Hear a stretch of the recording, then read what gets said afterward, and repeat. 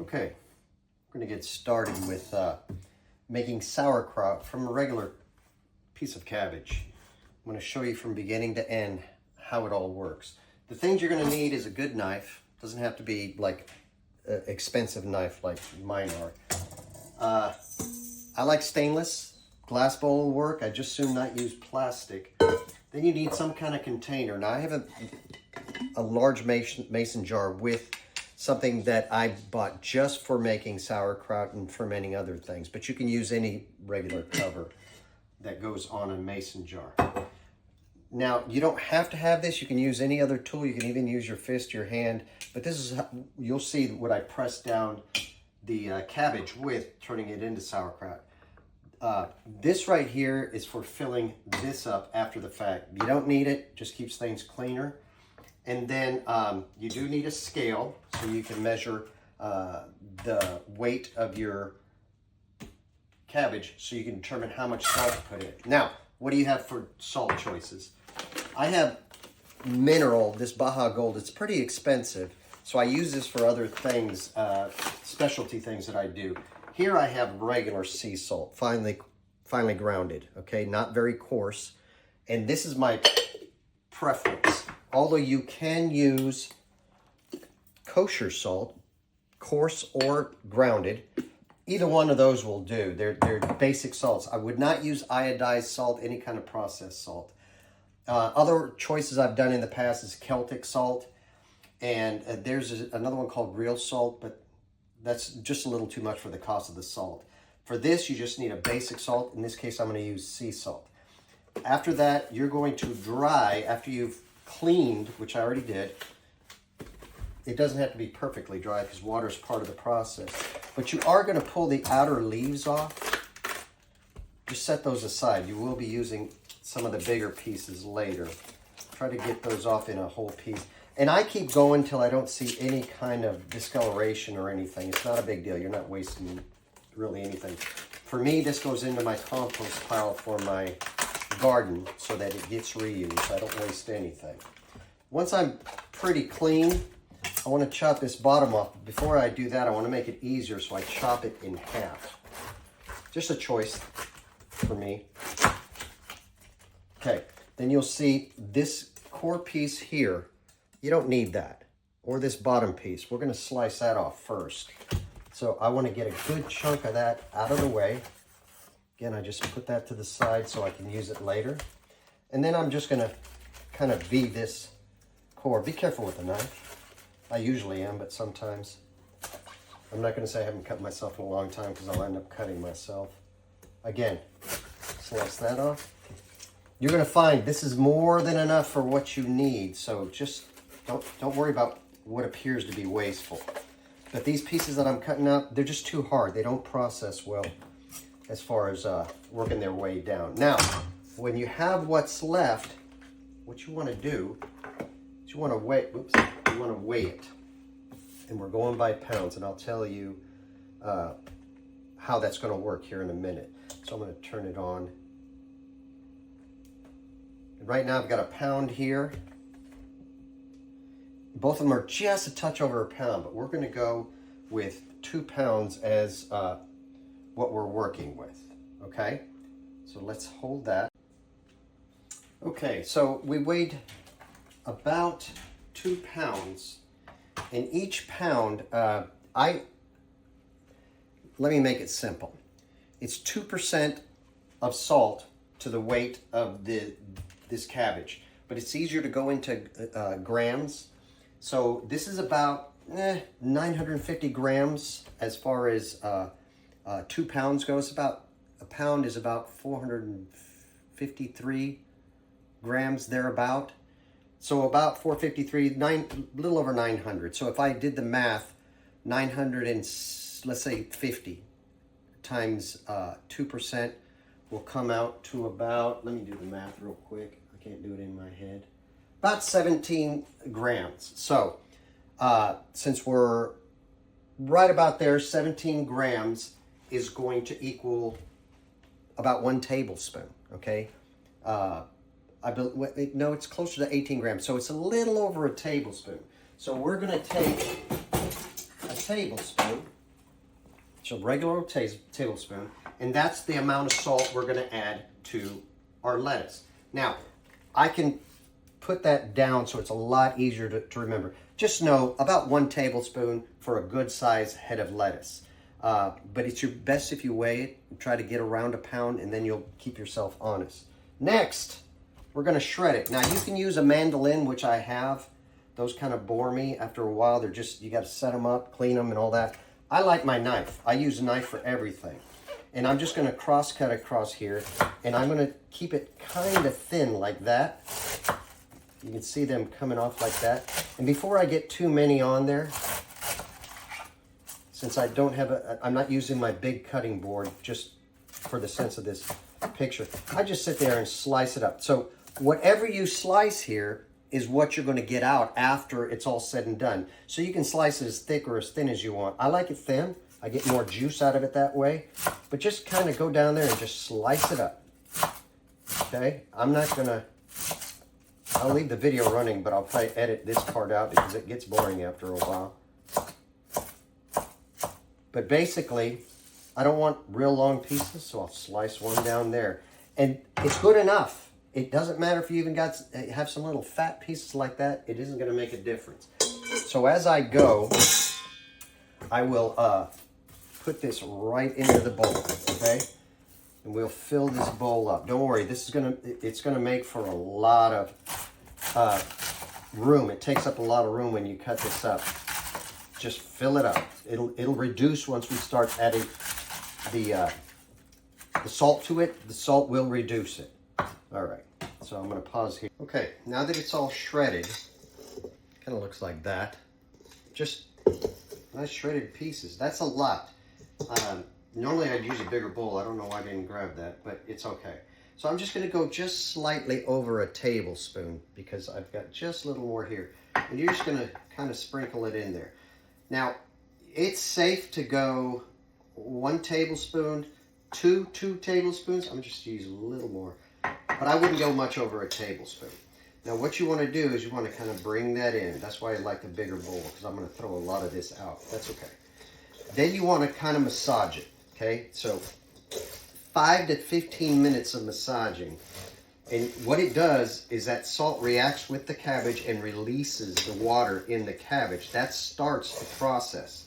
It's pretty unique. And this massaging will help get that salt really involved, but it'll also reduce the cabbage down.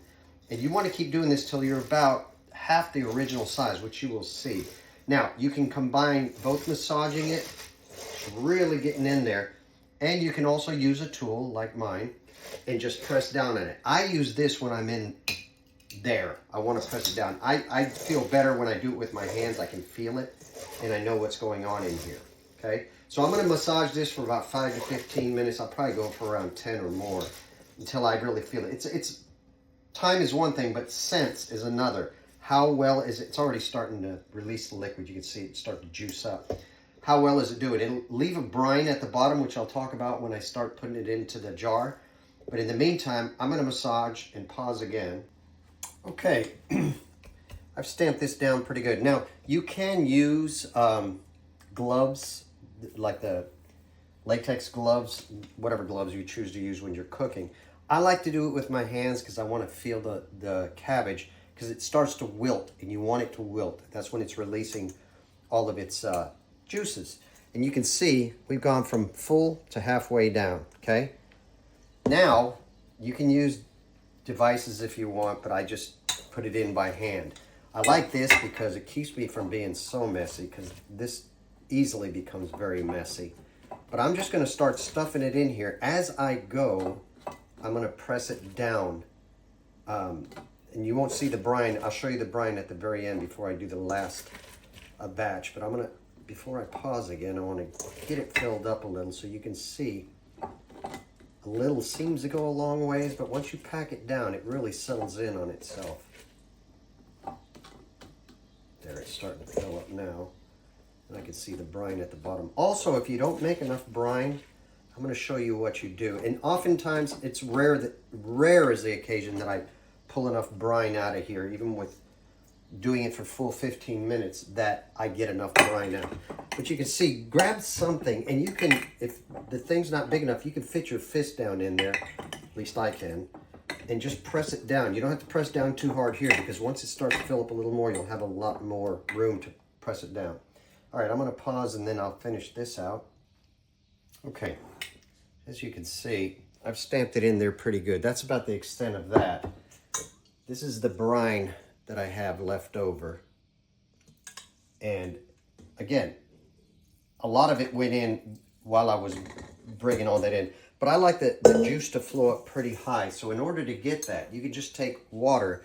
Now, I do use distilled water for just about all the cooking that I do. I never use tap water unless I'm boiling eggs or something that doesn't affect the product itself, become part of it. So for here, I'll use distilled water, or you can use clear water, you know, the water you get from a place like Windmill, where it's processed for you.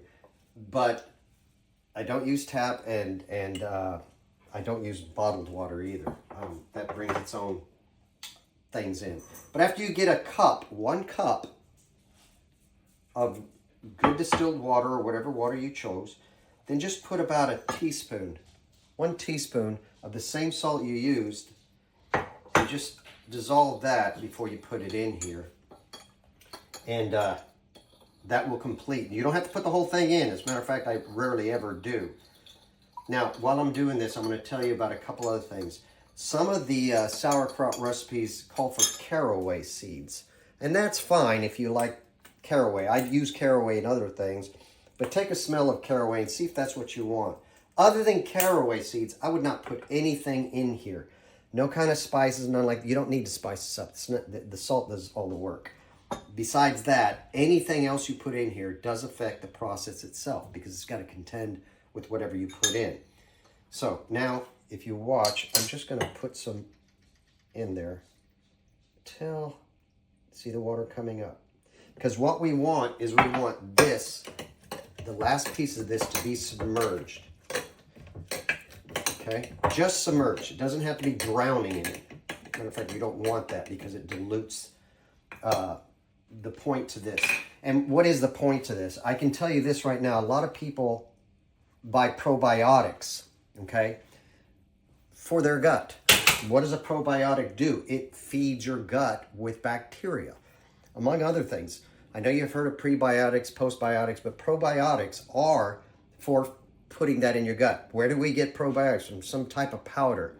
Not the best source. It's already inactive while this is live. So sauerkraut, what it does, it improves your gut health. It's cheaper, more potent, more diverse than anything you buy in a powder. And it's better if it's homemade than bought in the store. Although the store-bought, there are some that are organic that are good. But again, the whole point to this is it tastes great. And I'm going to give you some ideas later what you can use it on. People use it on hot dogs and sandwiches, but I eat it by itself. I mean, I love it so much, and I make it often. So once I've got that, this was the piece I saved, already washed. It's just one of the pieces that will kind of fit in here, okay? If not, just take a pair of scissors to it. And what this is going to do is kind of give you a protective barrier, kind of, between the air that's in here and the submerged sauerkraut, cabbage. But I can tell you right now, that first layer, after we've done all the fermenting, is going to brown a little. It's not going to harm you. There's nothing to it. I pull this off, throw it away, and I basically just take some tongs and pull out that first layer, throw that away as well. And then I have nothing but clear stuff. Now, a lot of recipes ask that you use a weight. This is my weight. They actually sell weights for sauerkraut, but I have this little thing here that I fill with water, so it gets kind of heavy. And I just press it down in there because I want the water coming up and over that. Then I can just put my top on there, cover it up. And this one seals pretty tight. But the thing is, this will build gases, and you do want to burp it, if you will. Now, this one allows me to burp it right here. You just press on here, and it releases the air. But if you're using just a regular mason top or any other container, I don't suggest that. Mason jar is the best. Just go ahead and loosen it and just pop it and let it burp. once, maybe twice a day. Get around to it. As time goes on, it lessens. It just goes into the true fermenting stage. So this will sit, I usually go about 3 to 4 weeks. You can do it in 2 weeks. You can't. It's hard to go wrong with sauerkraut. You're not going to mess it up. But 3 to 6 weeks is usually the best. You can open it, take it, test it, see if it's to your liking. 2 things. It's going to be taste. It's not going to be as salty as you think it's going to be. That will have reduced. But the other thing is the consistency of the cabbage. Is it to your liking? I like it really soft. So you can label this, the date that you did it, or you can put it on a calendar. I just put it on the calendar. I also have this thing that I bought, and it tells me what day of the month I put it on there. Since 3 weeks is going to probably fall within that month, or the next month, I'll be fine. I usually put it in a nice dark area. I've got an area right here that I just stick it in there, and I just leave it. That's it. Now I'm going to show you a couple other things. All right, so that's going to sit for the amount of time that I said, and we'll see what it comes out to be. It's always turns out great. Now, that's one of the few times that I've used regular cabbage. In other words, green cabbage. I normally use red cabbage. Why? I don't know. I like the look of it. To me, it tastes a little different. And supposedly, there's some better minerals in it. I don't know that if any of that is true, but it appeals to me. And you can see, this is a jar. I always keep sauerkraut on hand. But this is a jar I made, gosh, some weeks ago. I've been bringing this to school. I take it everywhere. And then, basically, you can put it on anything. Or eat it like I do by itself. I always do it as a side. Although I have put it on with some of my meats, in salads, in a burrito. I mean, you could put it in a taco. Imagine the flavor on that. But you can see, and it's still got a nice little crunch to it. Love it. And there's big pieces, small pieces. I like the consistency come down to a crunch. Even though it wilts, it's still got that nice little solidness that cabbage has. You can't go wrong with it. So, this is my sauerkraut recipe. Stick around. I may show you how to make a good pasta sauce, tallow, and other things. Thanks for watching.